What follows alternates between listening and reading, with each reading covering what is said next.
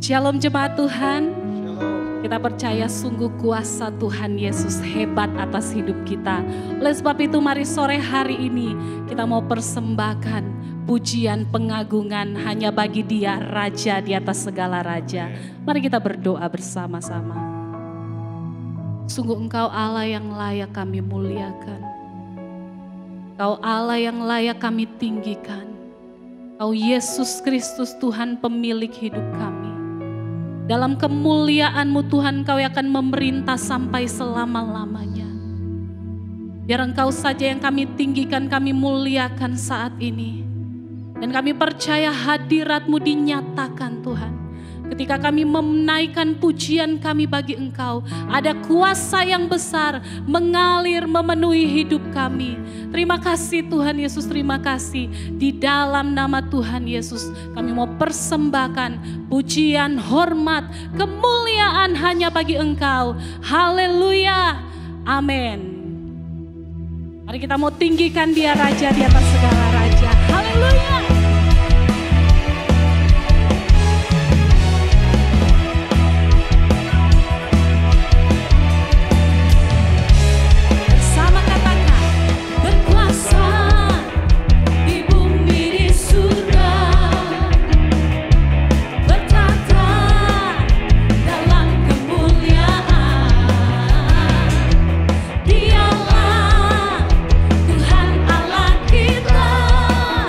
Nama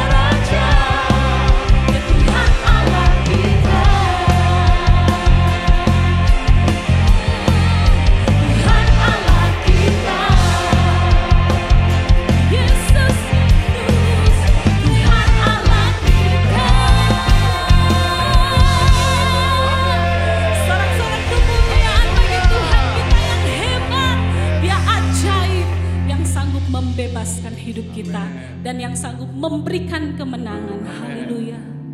Segala pujian, hormat, kemuliaan kami berikan hanya bagi Engkau, Raja kemuliaan yang akan memerintah sampai selamanya. Engkau yang pimpin setiap hidup kami, Tuhan. Dari kemuliaan kepada kemuliaan. Terima kasih Tuhan. Kami mau sujud di depan tahta-Mu, Tuhan. Merendahkan hidup kami. Terima kasih Tuhan. Ku pandang kemuliaan-Mu, Imam besar maha agung. Kaulah pemilik hidupku, Yesus Kristus Tuhan.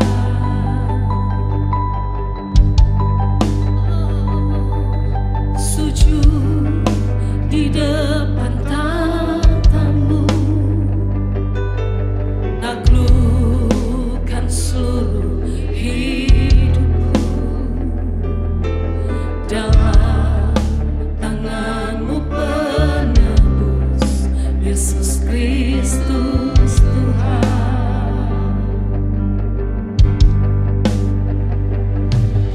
Tiada satu pun yang luput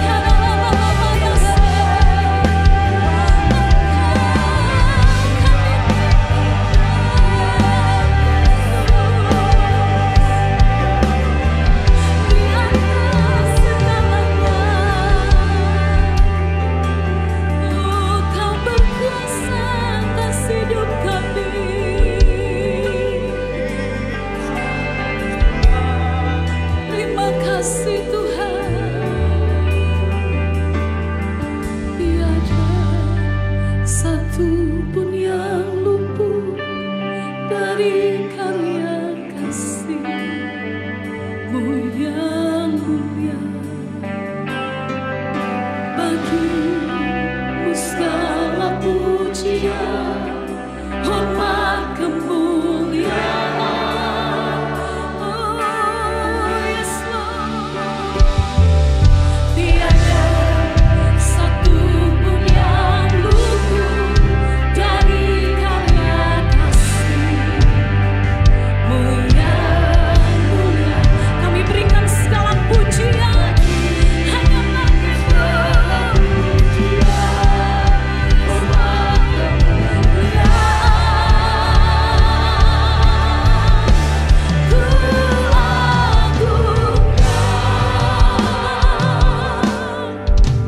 Yesus saja, Dia berkuasa dan layak disembah. Lagi-lagi agungkan Tuhan,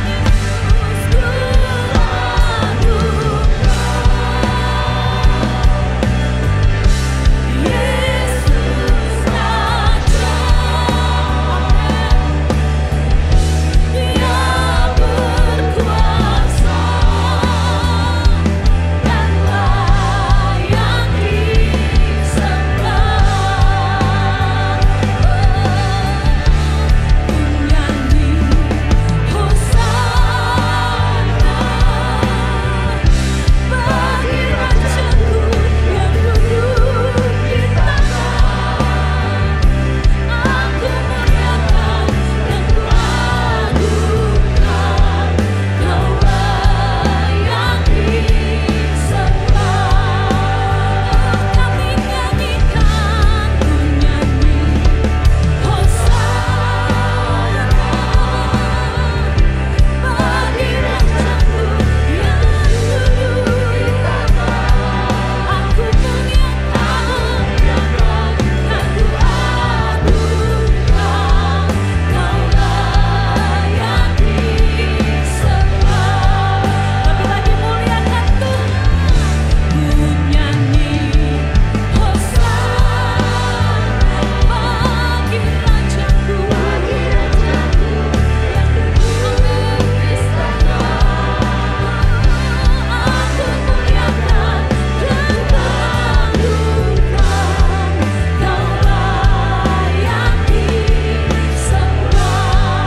Lebih lagi serukan, ku nyanyi Hosana bagi Rajaku yang duduk di tangan. Aku muliakan dan kuagungkan, Kau layak disembah. Kau layak disembah. Kau layak disembah.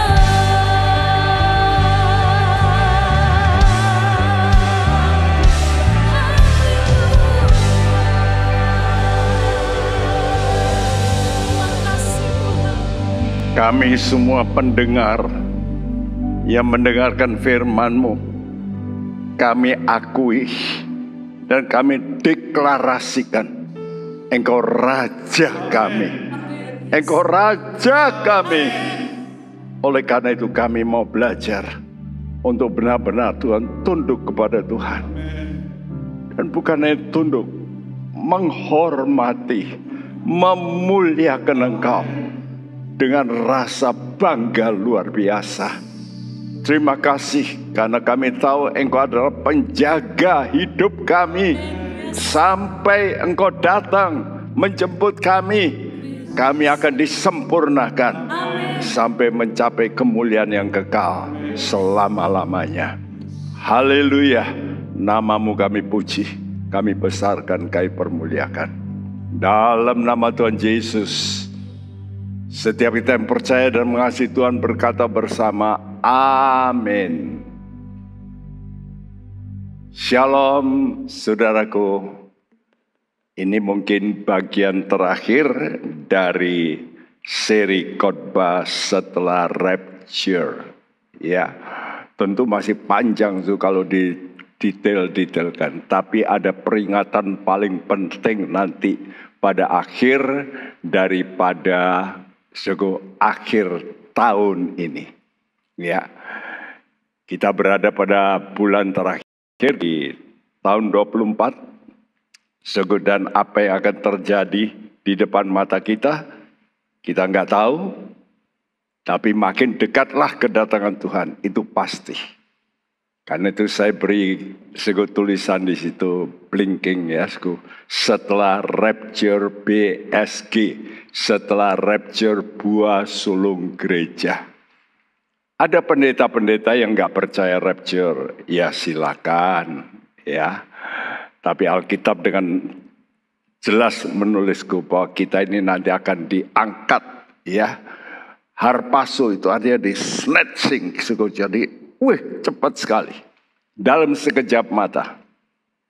Nah, hari ini topik kita adalah peristiwa-peristiwa menggelisahkan. Dan ini akan terjadi di bumi, ya. Dan saya beri kurung Wahyu 14. Saudaraku, jadi kitab Wahyu ini adalah kitab yang luar biasa yang diberikan oleh Tuhan kepada seorang murid yang paling dikasihi. Langsung ya, murid Tuhan Yesus paling dikasihi yaitu Yohanes. Saudaraku, itulah murid kasih. Ya, saya tuliskan di sini, saudaraku, apa yang akan kita bicarakan. Yaitu yang pertama, kita sudah belajar tentang rapture buah sulung gereja. Dan kapan itu terjadi? Itu terjadi pada awal minggu ke-70 Daniel. Nubuat Daniel. Nanti saya terangkan apa itu minggu ke-70. Ya. Dan dalam Wahyu 4 ayat 1 itu ditunjukkan dalam satu gambaran awal bagaimana Yohanes sebagai orang yang dikasih yang sudah mencapai tingkat yang Tuhan katakan, oke, kamu layak. Maka ada suara dari sorga, naiklah kemari, come up. Nah itu kata-kata yang sama nanti juga disuarakan bagi anak-anak Tuhan yang sudah mencapai titik kasih. Come up, naik. Ya, nanti kalau Tuhan datang di udara, naiklah. Nah, jadi ini jumlahnya tidak banyak sekali. Tidak, orang-orang Kristen di bermacam-macam gereja, tetapi yang benar-benar mempunyai mutu kasih. Maka mereka itu hilang. Ya. Dan saya yakin kalau di gereja yang Anda berada, lalu ternyata ada beberapa orang yang memang saleh, suka berdoa, berbuat baik, ya, dan namanya itu tidak bercacat, lalu hilang, sudah dicari polisi di mana-mana nggak ada. Saudaraku, tentu heboh. Dan nanti akan terjadi kehebohan di kalangan orang Kristen yang tertinggal. Nah, ini kehebohan pertama. Setelah rapture buah sulung. Apa kehebohan kedua? Kehebohan kedua yaitu rapture buah sulung Israel. Dan ini dituliskan jumlahnya. Dalam Wahyu 14 ayat 1-5 jumlahnya 144.000. Ya, dan itu juga dituliskan juga dalam Wahyu 7. Ya. Dan itu terjadi pada pertengahan minggu ke-70 Daniel lagi. Ya. Saudaraku, yaitu Wahyu 12 ayat 5 dikatakan itu digambarkan sebagai anak dari perempuan itu gambaran Israel, dan anaknya, ya itu juga nanti akan diangkat. mendadak, ya. Dan itu persis pada pertengahan minggu ke-70 Daniel. Ini khusus untuk orang Israel. Jadi nanti, wah, heboh di Israel. Coba bayangkan, Hamas yang menyandra 1.200, wah hebohnya bukan main. Ini nanti 144.000 orang Israel yang terima Yesus pada akhir zaman ini. Mereka akan diangkat oleh Tuhan. Dan heboh di kalangan orang Israel. Wah, mereka pasti bingung kenapa bisa terjadi. Nah, masa itu tentu masa mulainya aniaya besar. Karena itu poin ketiga, ini yang kami akan terangkan. Berita Injil oleh malaikat yang terbang. Dulu saya pernah dengar dari seorang pendeta terkenal. Dia berkata berita Injil tidak mungkin diberitakan oleh yang lain kecuali hamba-hamba Tuhan manusia. Wah, apa enggak baca Alkitab? Wahyu 14 jelas mengatakan bahwa Tuhan nanti memakai malaikat untuk memberitakan Injil. Kenapa? Karena pada waktu itu terjadi masa aniaya besar. Jadi pendeta-pendeta yang sudah baik, ya, yang sudah mencapai tingkat yang bagus, semua hilang dari muka bumi. Lalu kalau ada pendeta khotbah, pasti dikejar oleh antikris, dibunuh. Jadi semua manusia di bumi nanti heboh. Kenapa heboh?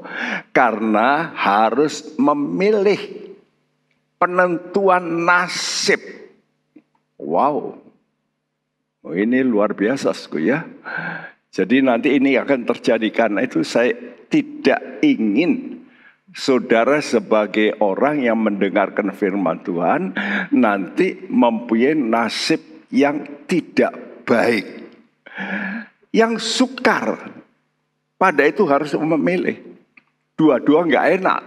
Wah, itu pilihan yang sukar. Ya, seperti pepatah berkata, makan buah si malaka. Sulit pilihan itu. Nah, kembali ke gambarannya. Sekarang saya terangkan apa arti minggu ke-70 Daniel. Yaitu 7 tahun terakhir. Apa maksud Tuhan itu apa? Begini. Orang Israel ini jatuh bangun. Jadi Tuhan itu kok enggak mau tobat terus gitu. Setia. Ya, nanti kalau ada raja yang baik, rakyatnya baik. Kalau rajanya balelo, mereka juga balelo, rusak. Nanti kalau ada pemimpin yang baik, semua baik. Nanti kalau ada pemimpin yang gak baik, semua gak baik. Wah, jadi Tuhan lalu memberikan waktu yang disebut 70 minggu. 70 minggu itu berarti 70 kali 7, 490 tahun untuk orang Israel. Dan dekret itu ya diucapkan oleh Tuhan pada waktu Nehemia menjabat. Ya. Itu tahun 445 sebelum Masehi. Jadi ucapan perintah 70 ya minggu itu tahun 445 sebelum Masehi. Jadi 2.400-an tahun yang lalu. Ya. Lalu Tuhan bagi 70 itu menjadi 7, 62 dan 1. 7, 62, kalau 7 plus 62, 69. Lalu 1. Ya. Nah, lengkungan pertama, kesempatan pertama 7 minggu itu artinya 7 kali 7, 49 tahun. Itulah waktu nabi-nabi PL terakhir. Yaitu Hagai, Sakaria, Maleakhi. Dan Maleakhi paling keras menegur Israel. Habis-habisan, keras sekali. Itu pun gak bertobat. Karena itu lalu Allah diam. Jadi dia bungkam, tidak kirim nabi selama 62 minggu. Nah, tapi pada akhir minggu-minggu terakhir Tuhan kirim yaitu Yohanes Pembaptis. Jadi sekian lama nggak ada nabi, muncul seorang nabi yang mendadak hebat. Kenapa? Karena bagian kedua ini kalau tidak bisa pakai nabi-nabi sekarang, Tuhan bikin shock terapi. Shock terapinya Allah diam, tidak mau menasehati.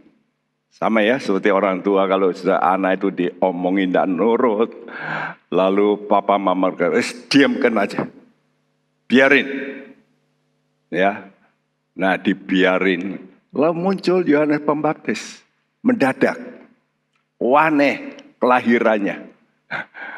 Lagi-lagi dari wanita yang mandul dan sudah tua.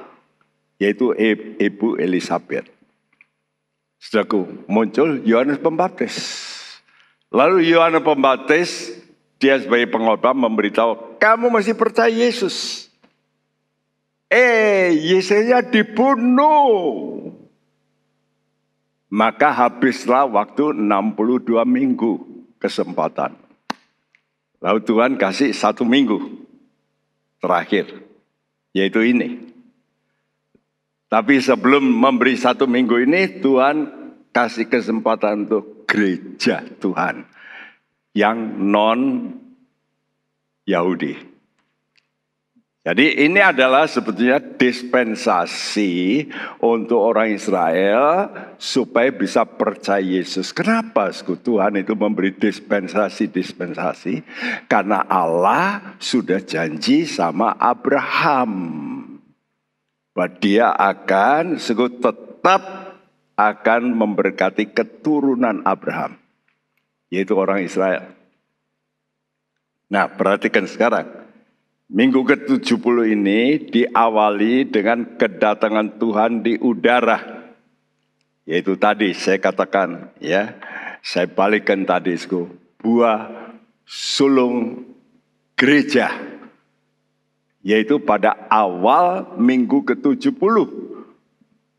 Kalau ini diangkat, heboh di kalangan orang Kristen yang tertinggal. Jadi waktu BSG, buah sulung gereja diangkat, maka terjadi permulaan sengsara. Nah ini heboh, karena apa? Karena di tiap gereja yang betul-betul memberitakan kebenaran, pasti ada orang yang sudah mencapai kualitas diangkat oleh Tuhan. Sehingga heboh di gereja itu. Dan sisanya orang-orang Kristen akan mengalami sengsara. MS1. Ya, ini untuk kalangan orang Kristen heboh. Nah di tengah-tengah itu, lalu ada orang-orang Yahudi yang percaya pada permulaan sengsara ini. Karena kehebohan di gereja mempengaruhi orang-orang Yahudi untuk percaya Yesus, jumlahnya 144.000. Dan itulah yang saya tulis di sini, BSI, buah sulung Israel. Jumlahnya 144.000, itu diangkat oleh Tuhan. Ya, begitu diangkat antikris dia berkuasa. Ya, karena antikris duduk di bait Allah. Lalu mulailah terjadi sengsara besar selama 42 bulan alias 3,5 tahun. Ya, jadi Tuhan ini sudah kasih timetable, waktu yang begitu persis pasti terjadi. Sengsara besar.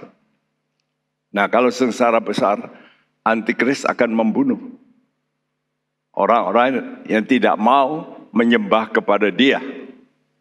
Ya. Dan menyembah nanti patung. Patung sekarang bisa dibikin tuh, ya, AI. Waduh, persis muka si antikris, ngomongnya suaranya persis suara antikris di seluruh dunia. Bayangin nanti patung-patung antikris itu di mana-mana dan orang harus sembah dia. Kalau nggak mau, ya dibunuh. Karena itu tiap kali saya memberitakan begini, hati saya ini berkata, ayo toh, dengar anak Tuhan, bertobat. Lupakanlah yang tetek bengek, hal-hal kecilku. Saudara mesti nuruti Tuhan, gitulah. Supaya nanti kalau Tuhan datang di udara, saudara jangan miss, jangan ketinggalan. Itu maksud saya menyampaikan khotbah serial ini.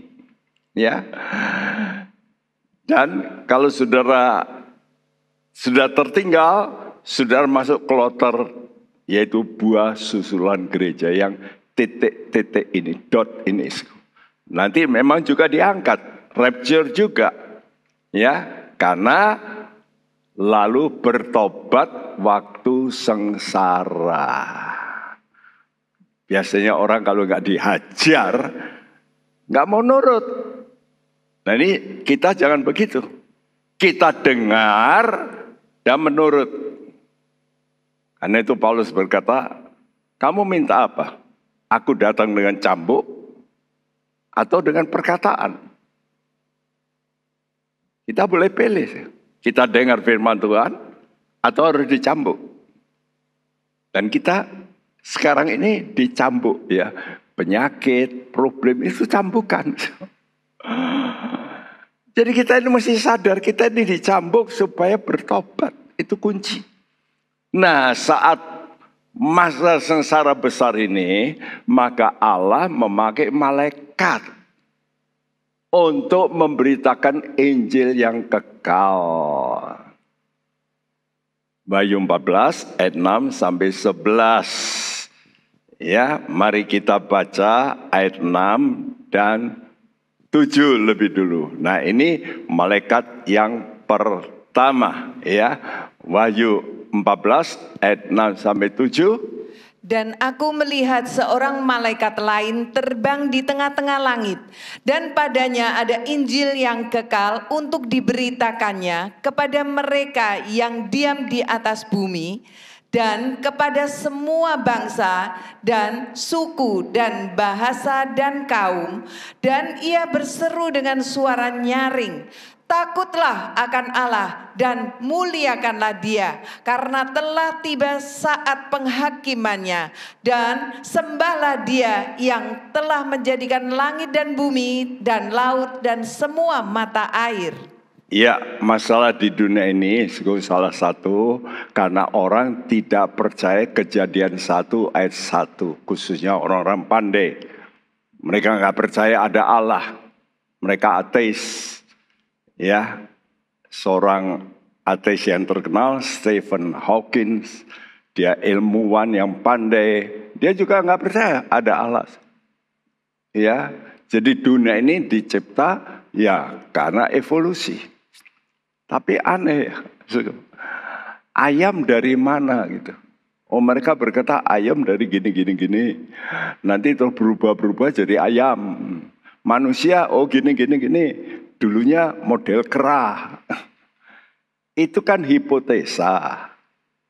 Ya, dan bagi orang-orang begitu, yang gak mau percaya Tuhan itu pencipta, karena itu tidak takut akan Allah dan tidak memuliakan Allah, apalagi suruh nyembah Tuhan Yesus Sang Pencipta. Gak mau. Maka malaikat ini, perhatikan, Tuhan itu kasihnya bukan main. Dia tidak ingin seorang pun binasa. Walaupun saat ini mereka masih menolak. Nanti waktu kesusahan besar ini, mereka mengalami kesulitan besar, mereka mulai pikir. Karena itu Allah tidak habis akal, saya tuliskan, menyelamatkan manusia. Kalau antikris mencegah, ya pendeta-pendeta, ya di mana-mana kan dilarang ini, larang itu, pokoknya berita Injil itu diblok begitu. Tapi nanti Tuhan pakai malaikat. Nah kalau malaikat gimana? Ditembak? Nggak bisa, malaikat itu roh. Ya, jadi malaikat ini berputar pada orbit bumi ini. Dia berkhotbah terus tiap hari, tiap jam, ya diutus untuk memberitakan Injil. Ini kasih Tuhan, luar biasa.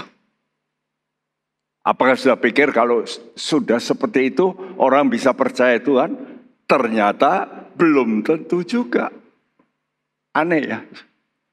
Jadi jangan sudah pikir kalau ada mujizat orang bisa percaya. Ya. Orang Israel melihat mujizat tiap hari. Laut merah terbelah, tiap hari kasih mana. Tapi ya banyak di antara mereka juga nggak percaya. Nah ini loh. Karena itu Tuhan itu tidak henti-henti. Kalau malaikat pertama dia sudah memberitakan Injil, Tuhan timpali yang berikut. Malaikat kedua sekarang. Wahyu 14 ayat 8. Dan seorang malaikat lain, malaikat kedua menyusul dia dan berkata, sudah rubuh Babel, kota besar itu yang telah memabukkan segala bangsa dengan anggur hawa nafsu cabulnya. Iya, sekarang Tuhan pakai malaikat kedua untuk memberitakan. Ya, apa beritanya? Sudah rubuh. Padahal belum. Ya, jadi kalau kata sudah rubuh ini namanya firman nubuat yang walaupun diucapkan saat itu belum terjadi, tapi sudah dipastikan terjadi seperti sudah terjadi. Itu banyak kali firman nubuat itu seperti itu. Jadi kalau Tuhan kata sudah rubuh sampai 2 kali, itu artinya kepastian rubuhnya sistem Babel dunia. Nah, apa itu Babel? Babel itu sifat sombong. Manusia yang tidak mau menyembah pada Tuhan. Dulu betul-betul di Irak itu ada namanya sigurats. Ya, yaitu mereka bakar tanah jadi batu bata lalu disusun menjadi candi begitu. Lalu di atas candi itu dibuat kuil penyembahan. Tokohnya yaitu namanya Nimrod. Ya. Nah, saudaraku, Nimrod ini ingin dipuja. Bahkan dia bersetubuh dengan ibunya sendiri. Ibu. Jadi sudah, najis. Tapi orang percaya karena dia ini seorang pemimpin yang membuat pertama-tama negara. Ya Nimrod juga. Coba kita baca apa yang terjadi saat itu, Kejadian 11 ayat 4. Kata mereka, marilah kita dirikan bagi kita sebuah kota dengan sebuah menara yang puncaknya sampai ke langit. Dan marilah kita cari nama supaya kita jangan terserak ke seluruh bumi. Nah, sudah lihat cari nama ini sifat apa? Sombong. Inilah sifat iblis. Jadi dunia ini banyak orang mengikuti model iblis, cari popularitas. Kenapa kadang-kadang ya olahraga bagus, tapi kebanyakan sekarang bagaimana ya olahraga supaya bisa cari popularitas. Karena itu kalau sudah populer, bayarannya seperti pemain sepak bola itu bermiliar-miliar. Makanya sekarang banyak anak muda ingin menjadi pemain sepak bola. Ada lagi yang berani motor misalnya. Wah, bagaimana nomor 1? Hadiahnya besar. Ya, cari nama. Bahkan mau cari nama gampang. Kalau saudara tinggal di Semarang, cari nama hari ini bisa bagaimana? Ya naik aja ke gedung paling tinggi di Semarang, lalu saudara terjun, ya lalu ada tulisan di sini.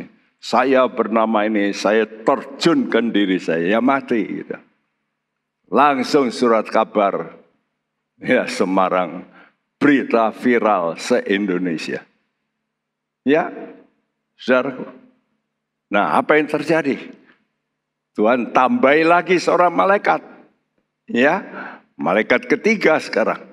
Wahyu 14 ayat 9 sampai 11. Dan seorang malaikat lain, malaikat ketiga, menyusul mereka dan berkata dengan suara nyaring, jikalau seorang menyembah binatang dan patungnya itu dan menerima tanda pada dahinya atau pada tangannya, maka ia akan minum dari anggur murka Allah yang disediakan tanpa campuran dalam cawan murkanya. Cawan murkanya, ingat saya garisi bawah cawan murkanya nanti, karena di dalam kitab Wahyu ini ada penumpahan, dituangkan cawan-cawan murka.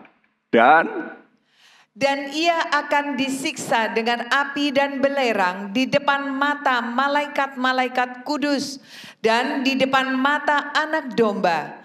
Maka asap api yang menyiksa mereka itu naik ke atas sampai selama-lamanya, dan siang malam mereka tidak henti-hentinya disiksa, yaitu mereka yang menyembah binatang serta patungnya itu, dan barang siapa yang telah menerima tanda namanya. Iya, jadi malaikat ketiga sekarang mengatakan satu peringatan ini. Jikalau ada seorang menyembah binatang, yaitu antikris, dan patungnya, dan nanti akan terjadi ini. Ya sekarang ini kan sudah ada orang-orangan gitu ya, yang bisa persis seperti saya misalnya. Jadi orang bisa bikin patung seperti mukanya seperti saya, suaranya persis saya, ya nanti bisa khotbah, ya saudaraku, bisa juga, dan bisa ditaruh di gereja. Sekarang ada begitu. Ya, jadi gereja-gereja sudah tidak pakai pendeta, nanti bayar mahal, sudah bikin aja patung, tapi patungnya pendeta. Nanti dia bisa khotbah, mau khotbah apa saja. Ya. Nah, nanti patung ini dari antikris, ya pasti AI lah, dan ini sudah mendekat, ya toh, sudah bisa ini. Lalu menerima tanda, ini kan lagi ribut sekarang ini di mana-mana bayi-bayi sudah dipasang chips tanda, ya. Kalau itu sudah terjadi karena menyembah antikris dan menerima tanda, maka mereka akan menerima yang disebut cawan murkanya dan disiksa dengan api dan belerang. Perhatikan ya kata api ini. Nanti kita melihat kenapa hubungannya cawan murka dan api, ya. Dan dikatakan tidak henti-hentinya disiksa, yaitu mereka yang menyembah binatang serta patungnya itu, dan barang siapa telah menerima tanda namanya. Jadi kita ini pada zaman yang betul-betul sudah mendekati akhir, karena semua perangkat untuk menggenapi ini sudah ada. Yaitu khususnya AI tadi. Ya, ini kan baru diketemukan pada tahun-tahun ini. Ya, 20 tahun lalu nggak ada, 10 tahun lalu belum ada. Belakangan ini muncul. Ya. Jadi pilihan sulit bagi manusia yang diam di bumi. Pertama, kalau mereka menerima berita Injil yang disampaikan malaikat, jiwanya selamat. Tapi tubuhnya pasti diajar antikris. Wah, mau mana ini? Mungkin saya berkata, ya mau selamat lah. Tapi kalau selamat, saudara akan dihajar oleh antikris. Dan cara antikris menghajar dalam Matius 24 sudah ditulis kok. Tidak pernah terjadi siksaan semacam itu. Zaman-zaman dulu itu kalau orang nyiksa, kadang-kadang tangan ini ya, dipres pakai baut gitu, ada ditekan. Ayo, mau melepas imanmu enggak? Kalau enggak mau ditambahi lagi. Aduh, enggak mau ditambahi lagi. Saya lihat sendiri gambar-gambar orang itu ditaruh di roda begitu. Ya, lalu dilentangkan, direbakan di roda itu semacam roda kapal, kakinya diikat di tiang, lalu ini diputar. Ya, kalau diputarnya sedikit itu dokter-dokter melakukan peregangan. Tapi ini diputar terus, kertak, kertak, kertak. Itu sudah pernah terjadi loh. Ya, di mana? Di Eropa. Ya, pada waktu Protestan mulai muncul, mereka disiksa. Nah, kalau menolak Injil dan menyembah antikris dan patungnya, setelah menerima tanda, maka mereka dibiarkan hidup oleh antikris. Tapi akan disiksa oleh Allah dengan api neraka. Aduh, saudara milih yang mana ini? Ya, saat itu banyak yang milih pertama. Tidak apa-apa lah disiksa. Mati nggak apa-apa, asal saya nggak nanti mengalami siksa selama-lamanya. Waduh, lama ya. Nah, karena itu di tengah-tengah pemberitaan ini, lalu Tuhan kasih tahu solusinya. Bagaimana bagi orang-orang yang tertinggal, yaitu Anda mesti tekun sebagai orang kudus, walaupun menderita. Itu tanda iman. Itulah iman yang hidup dan iman yang progresif. Artinya iman yang naik, yang berubah jadi pengharapan, lalu menjadi kasih. Nanti saudara baca itu dalam 2 Petrus 1, ya, ayat 5 sampai 8. Iman harus ditambah dengan kebajikan, kebajikan ditambah dengan pengetahuan dan seterusnya sampai pada kasih. Ya. Jadi iman kita mesti mencapai kepada yang disebut pengharapan. Kalau orang sudah punya harapan bangkit dari kematian, dia nggak takut penderitaan. Nah, ini dapat saya baca dalam Roma 5 ayat 1 sampai 5. Itulah sebabnya sekarang ini Tuhan melatih kita. Orang Kristen kadang-kadang Tuhan izinkan penderitaan datang. Walaupun dia Kristen baik. Seperti Ayub. Ayub itu kan jelas orang baik. Kenapa menderita? Ya karena Tuhan lihat belum mencapai kepada titik yang Tuhan inginkan, yaitu pengharapan dan kasih. Masih ada takut dia. Takut apa? Takut menderita. Lah. Padahal Tuhan berkata penderitaan itu untuk meningkatkan iman kita. Contohnya, anak saudara itu setelah sakit, ya, misalnya kena sakit apa saja, lalu dia sembuh, dia lalu punya imunitas. Nah, Tuhan juga begitu. Tuhan izinkan masalah supaya nanti saudara punya kekuatan dari dalam untuk menolak dosa. Itulah orang yang mau menderita karena kebenaran. Nah, ketekunan orang kudus ini dituliskan dalam Wahyu 14 ayat 12 dan 13. Yang penting di sini ialah ketekunan orang-orang kudus yang menuruti perintah Allah dan iman kepada Yesus. Dan aku mendengar suara dari sorga berkata, tuliskan, berbahagialah orang-orang mati yang mati dalam Tuhan sejak sekarang ini. Sungguh, kata Roh, supaya mereka boleh beristirahat dari jerih lelah mereka, karena segala perbuatan mereka menyertai mereka. Ya, setelah pemberitaan tadi, malaikat 1, 2, 3, lalu Tuhan membuat resume, ya, gimana mengatasinya. Yang penting ketekunan. Tekun itu artinya imanmu tetap walaupun menderita. Walaupun nanti sampai mati, Tuhan kata, tuliskan. Ini aku janji. Dan aku janji bukan hanya verbal, bukan cuma omongan, tapi tulis. Kalau tidak aku lakukan, kamu bahagia.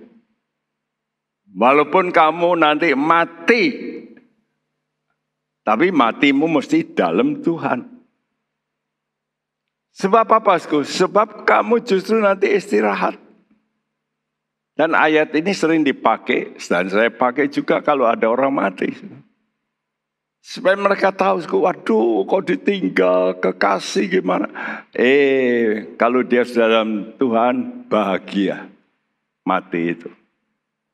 Ya, dari ketetapan Tuhan ini, ketekunan, kalau begitu saya tuliskan, ini cara Tuhan memisahkan orang benar dengan orang tidak benar. Letaknya di mana? Sampai pada ketekunan. Jadi bukan percaya. Banyak orang percaya di gereja, tapi belum tentu mereka orang benar. Ke gereja masih menipu. Ke gereja korupsi. Ke gereja tapi berbuat zina. Ini kan banyak juga. Nah, ketekunan itu apa? Saat menderita, saya tuliskan itu titik impas. Ini dikenal oleh pedagang-pedagang atau dalam perdagangan BEP, break even point. Artinya apa yang dikeluarkan sama pemasukan itu sudah impas, seimbang. Jadi tidak rugi, tidak untung. Tiap usaha biasanya mesti rugi. Misalnya orang bangun hotel, tidak bisa langsung dia uangnya kembali, betul? Tunggu. Nah, biasanya kalau orang bangun hotel itu rame, kata mereka umumnya 5-7 tahun baru kembali, baru BEP, break even point. Nah, sekarang Tuhan Yesus sudah mengorbankan darahnya. Kalau impas, mesti pengikutnya mau juga korban darah, nyawa. Itu maksudnya. Ya, jadi kalau Tuhan ini mau menyerahkan nyawa, kamu juga mesti juga dong. Makanya kalau sudah baca Yohanes 3 ayat 16, begitu besar kasih Allah sehingga dia memberikan anaknya yang tunggal. Coba baca 1 Yohanes 3 ayat 16, sama ayatnya. Cuma di sini 1 Yohanes. Kita diminta untuk apa? Menyerahkan nyawa kita bagi saudara kita. Lah.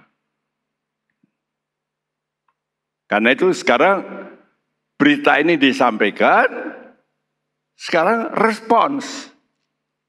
Respons ya yang mau, lalu ada yang nggak mau. Karena itu saya tulis 2 kelompok penduduk bumi akan disabit.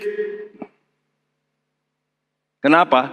2 kelompok ini nanti karena beda dalam iman dan ketekunan nanti berpisah. Mungkin berpisahnya orang tua dengan anak, suami dan istri. Bisa pisah. Kenapa? Karena ini. Ya. Jadi nanti matang dalam rohani, yang satu matang dalam daging. Nah, yang merespon berita malaikat ini dengan baik, itu masuk kelompok yang baik, itu namanya buah susulan gereja. Yang rela menderita. Karena benar.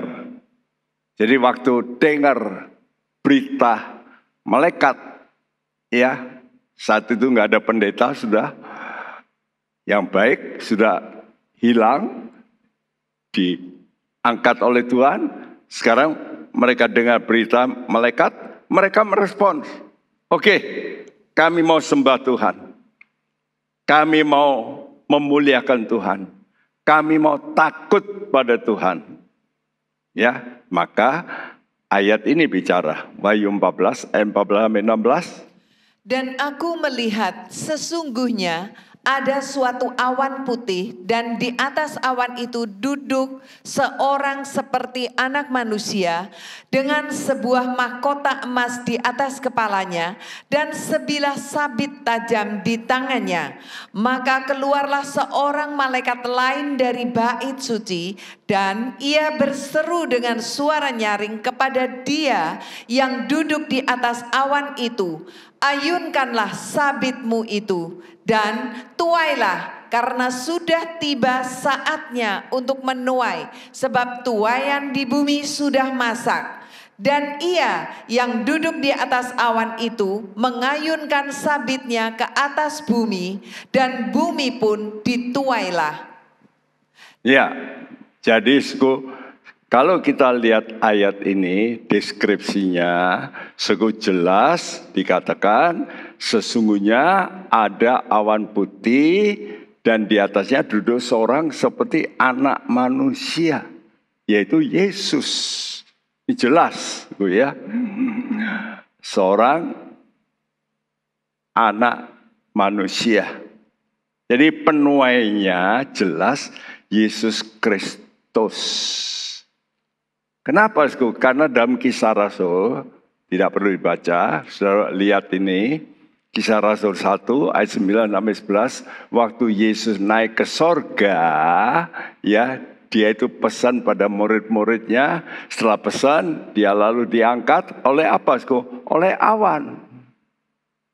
Naik sampai lenyap dari pandangan murid-murid. Dan waktu mereka terus menatap ke atas, ada malaikat berkata, tiba-tiba berdiri 2 orang berpakaian putih, yaitu malaikat. Hei, orang Galilea, kenapa kamu berdiri menatap langit? Yesus yang terangkat meninggalkan kamu ini akan datang kembali dengan cara yang sama. Seperti kamu lihat dia naik ke surga. Dengan apa? Ya dengan awan. Jadi berangkat ke surga dengan awan, turun juga dengan awan. Karena itu tiap kali saya kalau naik pesawat, lihat awan-awan itu, saya ingin terjun gitu ya. Saya ingin mainan di kapuknya awan itu. Tapi pasti jatuh. Lain kali enggak. Kalau saya pakai tubuh kemuliaan. Ya. Nah tadi dikatakan, maka keluarlah seorang malaikat lain, ya, dari bait suci sekarang. yang berseru, ayunkan sabitmu, sebab bumi sudah masak, tuaiannya masak. Jadi jelas siapa toh yang dituai ini? Yaitu setelah rapture buah sulung gereja, ada kelompok-kelompok yang belum matang rohaninya, itu sekarang dimatangkan Tuhan. Dengan apa? Dengan penderitaan. Perhatikan, banyak orang Kristen itu tidak suka kalau dia itu benar menderita. Waduh, aku benar kok. Loh, Tuhan Yesus itu benar apa enggak toh? Sampai dia menderita, apa salah? Tidak. Tapi justru dengan penderitaan itu menjadi matang, menjadi kuat. Yesus tidaklah anak saudara sehat-sehat, kenapa saudara suntikan dengan suntikan ya anti ini, anti itu, kan sakit. Nanti dia menderita demam, tapi oleh karena demam dia menerima toksin, nanti dari tubuhnya keluar antitoksin untuk bisa menolak sendiri. Nah begitu juga Tuhan. Tuhan itu ingin supaya kalau sudah menderita itu seperti yang ditulis dalam Yakobus 1 ayat 2. Bacakan. Saudara-saudaraku, anggaplah sebagai suatu kebahagiaan apabila kamu jatuh ke dalam berbagai-bagai pencobaan. Sebab kamu tahu bahwa ujian terhadap imanmu itu menghasilkan ketekunan. Dan biarkanlah ketekunan itu memperoleh buah yang matang, supaya kamu menjadi sempurna dan utuh dan tak kekurangan suatu apapun. Nah, betul tidak, ya, kalau anak saudara sudah manja, terus lihat aja nanti. Kalau dia nanti besar, wah, saudaraku, ada problem sedikit, merengek-rengek, waduh, lalu patah hati, lalu bunuh diri. Kenapa sih? Tidak kuat. Coba anak saudara sudah ngalami bermacam-macam kesulitan waktu kecil. Dia tough, ya, ulet, tekun, matang, sempurna. Jadi jelas Tuhan itu mengizinkan pencobaan, penderitaan, supaya iman kita dimatangkan. Hasilnya apa? Sabar. Karena itu kalau sudah baca Alkitab, apa itu kasih? 1 Korintus 13 ayat 4 mengatakan, love is patience. Ya, cinta itu sabar. Nah, sabar di sini artinya dia bisa tahan karena kasih. Nah, inilah yang membuat dia bisa sempurna. Inilah gereja Tuhan yang disebut buah susulan. Setelah disempurnakan melalui penderitaan antikris, ya, karena sekarang mereka nggak mau sempurna. Jangan terlalu fanatik, nggak boleh ini, nggak boleh itu, nggak boleh, wah, berbuat dosa sedikit aja kok nggak boleh. Ya sudah, pilih saja. Nanti kalau ada kesukaran baru, oh ya harus begitu ya. Nah, baru layak mengalami rapture. Dan mengalami pernikahan anak domba. Bersama dengan buah sulung yang lebih dulu diangkat. Nah, apakah saudara mau masuk sesi kedua saja? Nanti melalui penderitaan antikris. Atau sekarang saudara memilih menderita dengan rela. Nanti ada penderitaan yang sebetulnya nggak rela, yaitu oleh antikris. Ya, Saudara bisa pilih. Tapi yang celaka, yang menolak berita malaikat. Malaikat sudah memberitahu, sembahlah Allah, jangan terima cap. Aduh, nanti saya dibunuh. Ya udahlah, sembah antikris. Ya udah. Dan ini kelompok ini dilambangkan oleh Tuhan sebagai buah-buah pohon anggur yang dikilang. Dikilang itu artinya dipres, ya pemerasan anggur gitu ya, dipres. Ya. Ini gambar saya taruh di bawah, inilah orang-orang yang memberontak.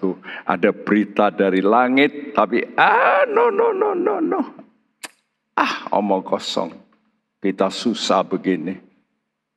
Ada keselamatan, gak ada. Nah, apa kata Tuhan? Wahyu 14 ayat 17 sampai 19. Dan seorang malaikat lain keluar dari bait suci yang di sorga. Juga padanya ada sebilah sabit tajam. Dan seorang malaikat lain datang dari mezbah. Ia berkuasa atas api. Dan ia berseru dengan suara nyaring kepada malaikat yang memegang sabit tajam itu. Katanya, ayunkanlah sabitmu yang tajam itu dan potonglah buah-buah pohon anggur di bumi. Karena buahnya sudah masak. Lalu malaikat itu mengayunkan sabitnya ke atas bumi dan memotong buah pohon anggur di bumi dan melemparkannya ke dalam kilangan besar, yaitu murka Allah. Ayat 20. Dan buah-buah anggur itu dikilang di luar kota, dan dari kilangan itu mengalir darah, tingginya sampai ke kekang kuda dan jauhnya 200 mil. Wow. Ini tindakan Allah terhadap orang-orang yang tidak mau menyembah Allah nanti. Bahkan menyembah antikris, menyembah patungnya, menerima tanda di dahinya, di tangannya. Maka ada malaikat yang akan mengeksekusi. Ya. Dan malaikat ini disebutkan dari bait al-suci di sorga. Jadi ukuran Allah itu bait suci, artinya kekudusan. Tuhan menilai kekudusan orang. Bukan berapa lama engkau ikut Tuhan, rajin ke gereja, yaitu salah satu untuk menjaga kekudusan kita. Ya, tapi Tuhan punya penilaian, bukan absennya berapa, bukan itu sih. Kudusnya itu, derajat kekudusannya. Ya, jadi malaikat yang berikut ini yang mengeksekusi, tadi yang mengeksekusi itu Tuhan sendiri. Dia yang duduk di awan. Sekarang malaikat.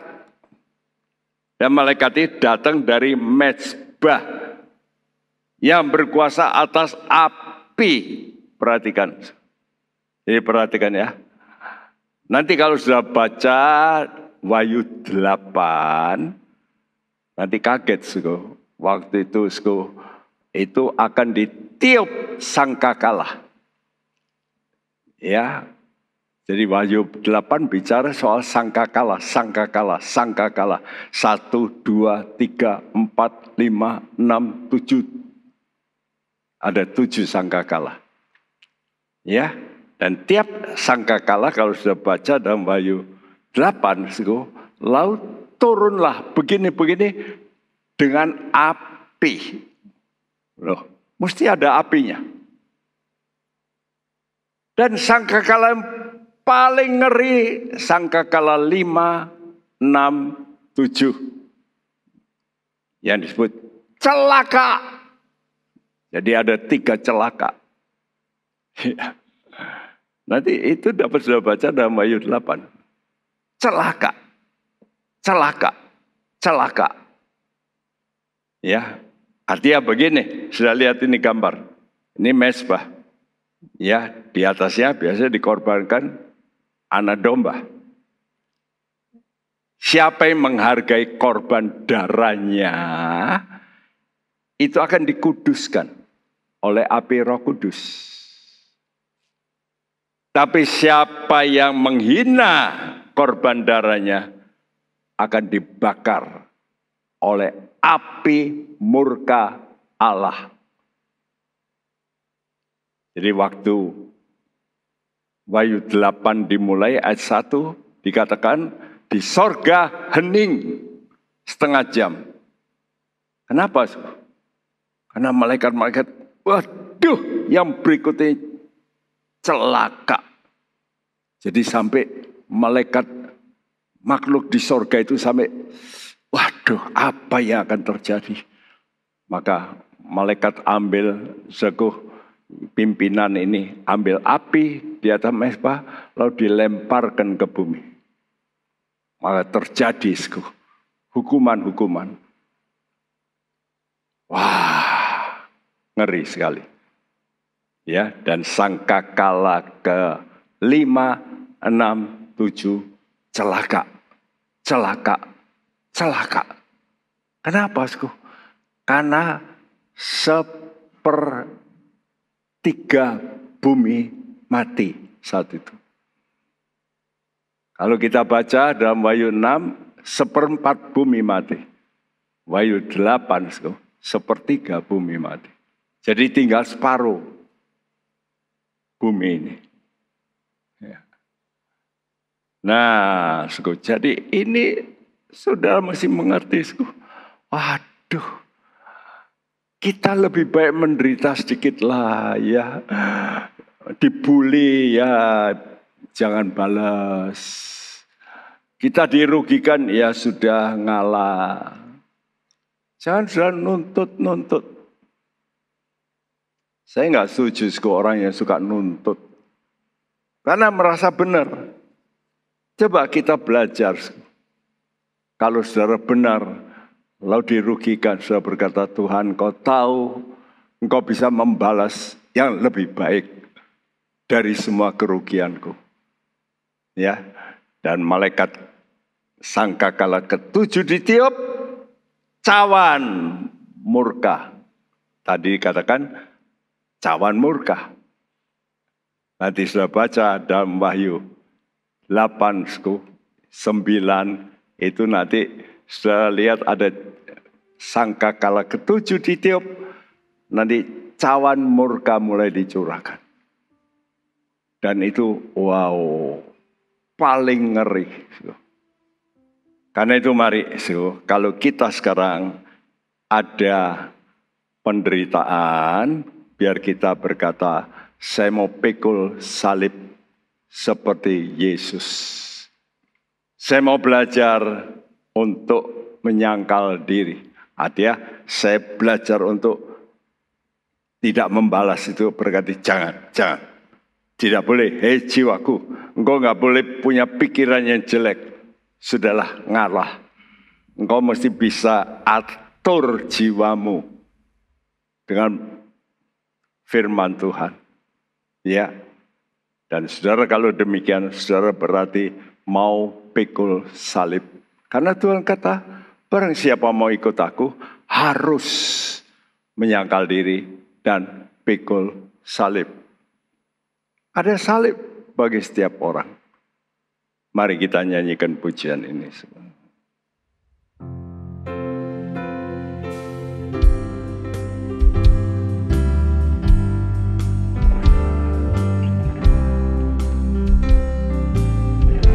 Ada salib bagi setiap orang, bagi jiwa pun ada surga terang, ada tempat dalam surga kekal. Ku dapatkan karunia Golgota. Ulangi, ada salib. Ada salib bagi setiap orang, bagi jiwa pun ada sorga terang, ada tempat, haleluya, sorga kekal, amin. Ku dapatkan karunia Golgota. Mari kita berdiri sekali. Setetes darah Yesus yang suci, beriku selamat, damai dan abadi. Dia hancurkan rantai dosa kecil.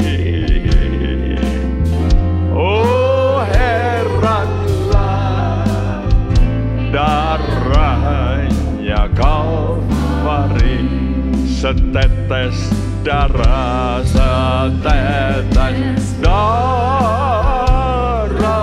Yesus yang suci,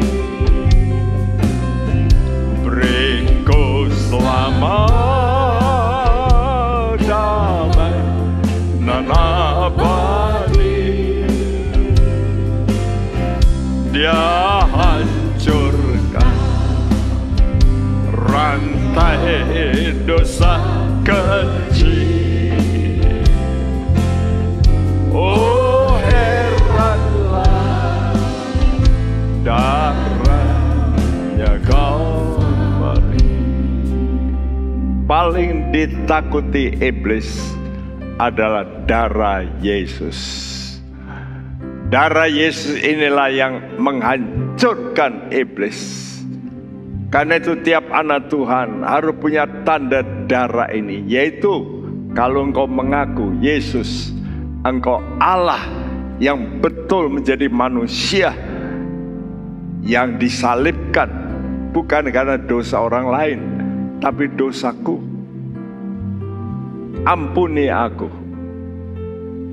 Kalau engkau sudah membayar dosaku dengan begitu mahal, aku pun rela menderita karena benar aku mau meniru engkau. Ada salib bagi setiap orang,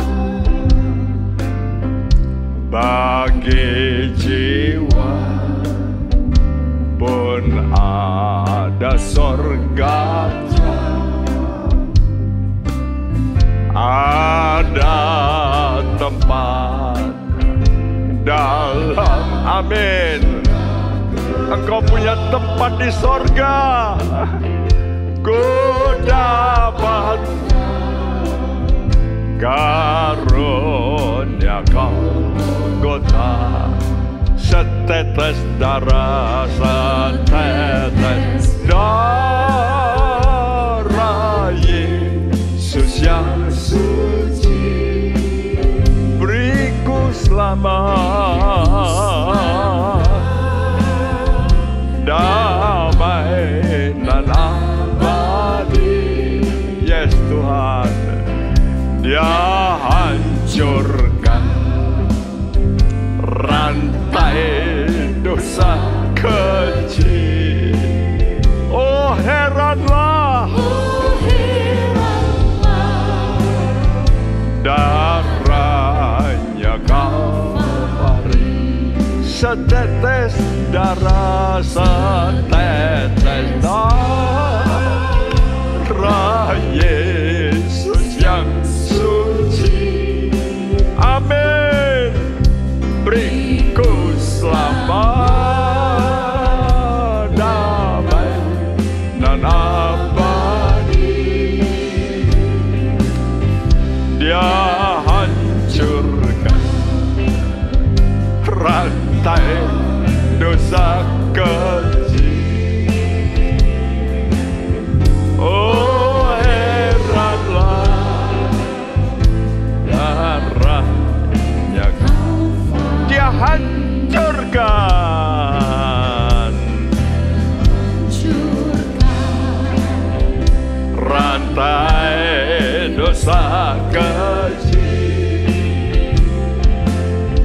Oh heranlah darahnya Kalvari.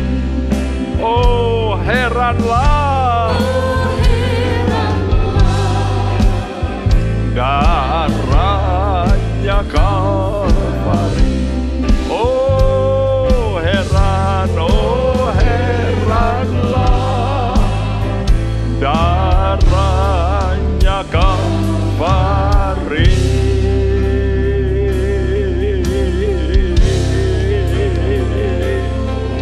Angkat suaramu,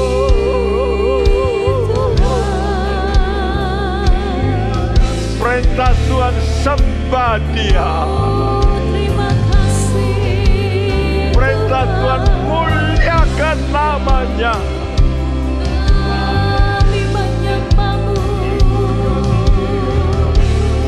Perintah Tuhan takutlah akan Allah.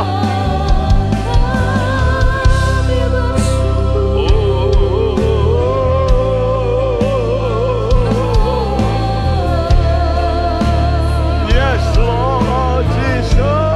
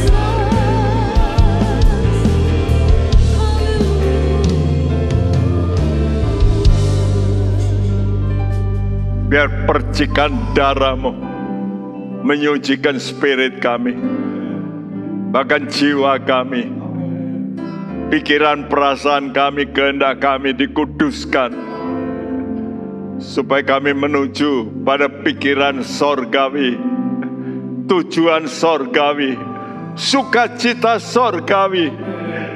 Dan kami akan bergembira bersama Engkau di sorga kekal selama-lamanya. Tuhan berkati anak-anak-Mu yang sudah mendengarkan firman-Mu.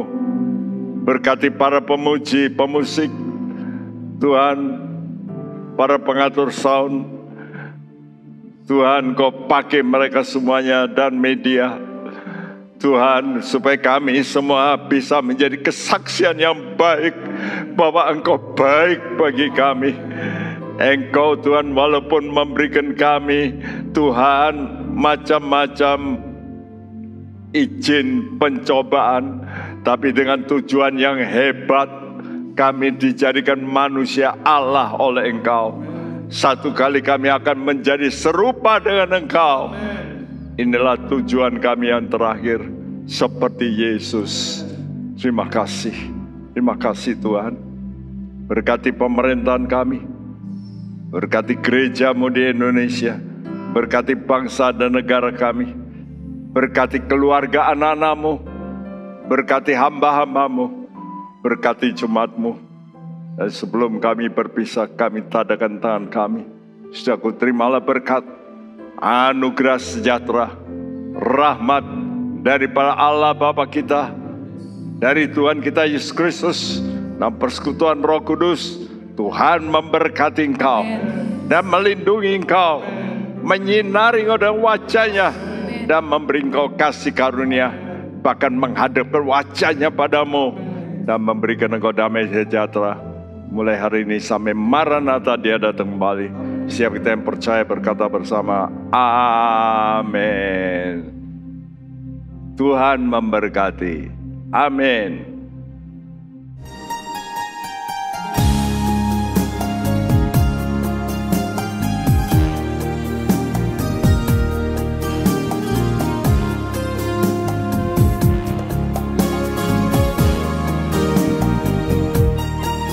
Shalom Bapak Ibu Saudara-saudari terkasih di dalam Tuhan Yesus Kristus. Berjumpa dengan saya Eva, Jemaat Gajah Mada 1. Dalam kesempatan ini, saya ingin membagikan pengalaman pelayanan misi di Kota Waingapu, Pulau Sumba, Provinsi Nusa Tenggara Timur. Saya berterima kasih atas kesempatan yang diberikan oleh Badan Misi Apostolik untuk dapat ikut terlibat di dalam pelayanan bidang pendidikan anak usia dini serta taman belajar yang diikuti oleh anak-anak SD dan SMP di Waingapu selama pertengahan bulan Oktober sampai dengan awal bulan Desember 2024.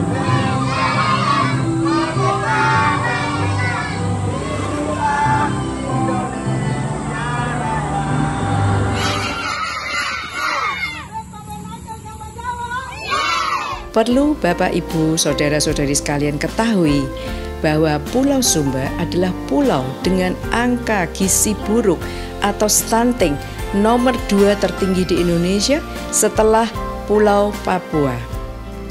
Oleh karenanya, saya mengajak Bapak Ibu Saudara-saudari sekalian turut berperan aktif dalam pelayanan, khususnya di bidang misi dari Gereja Bethel Tabernakel Kristus Alpha Omega dalam doa, daya, dan dana. Mari kita gerakkan hati untuk melayani di ladang Tuhan dengan giat. Diberkati untuk menjadi berkat karena kedatangan Tuhan sudah semakin dekat. Tuhan Yesus memberkati.